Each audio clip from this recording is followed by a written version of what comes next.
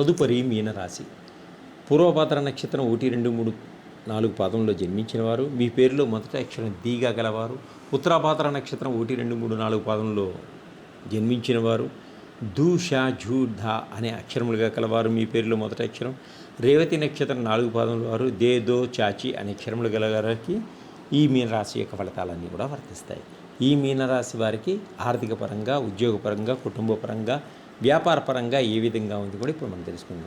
ఈ మీనరాశి వారికి మిశ్రమ ఫలితాలు సూచిస్తున్నాయి ఈ మాసం అంతా. కుటుంబంలో కొన్ని సమస్యలు వచ్చినా పరిష్కారం చేసుకునేటువంటి తెలివితేటలు మీకు ఉన్నాయి.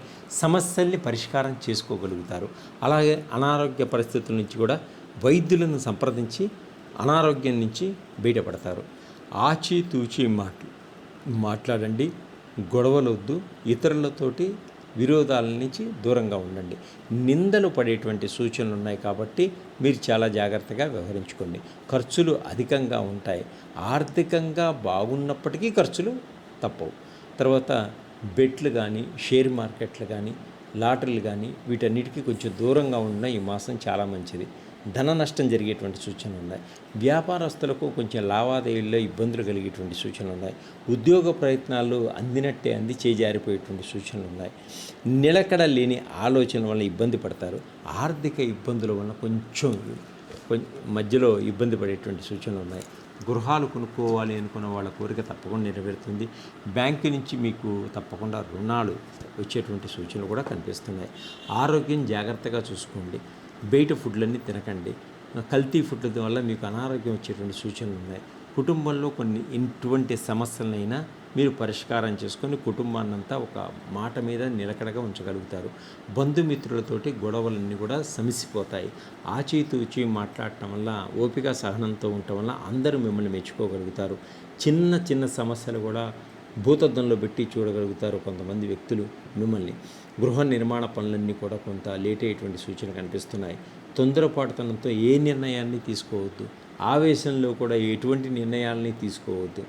గవర్నమెంట్ పనిలో కొంత ఒత్తిడిగా ఉంటుంది, ఎక్కువగా ఉంటుంది. అధికారుల మటుకు మీకు సహాయ సహకారాలు అందిస్తారు. వివాహ ప్రయత్నాలన్నీ కూడా మీకు ముందుకు సాగుతాయి.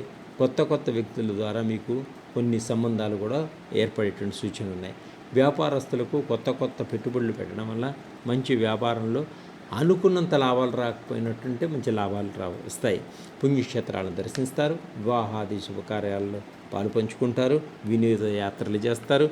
విందు వినోదాల్లో పాలు పంచుకుంటారు. అందరితో హ్యాపీగా గడుపుతారు. సంఘంలో మంచి పేరు ప్రతిష్టలు తెచ్చుకుంటారు.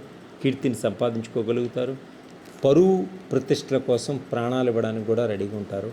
కాబట్టి చాలా జాగ్రత్తగా వ్యవహరించుకోగలుగుతారు. ఇంకా అద్భుతమైనటువంటి ఆర్థిక పరంగా ఎదగాలన్నా, మంచి ఫలితాలు పొందాలన్నా మీరు లక్ష్మీదేవిని ప్రార్థించుకోండి. పేదవాళ్ళకి సహాయం చేయండి. మీకు మీ వ్యక్తిగత జాతకాలను చూపించుకోండి. దానిలో ఉన్న లోటుపాట్లను సరిచేసుకోండి. మీ సులభమైన మార్గంలో మా దగ్గర ఉన్నటువంటి నవగ్రహాల షట్చక్రాల ఆయిల్స్ అన్నీ ఉన్నాయి. అవి వాడటం వల్ల తొందరగా మంచి ఫలితాలు పొందగలుగుతారు. నా కాంటాక్ట్ నెంబర్ కాంటాక్ట్ చేయండి.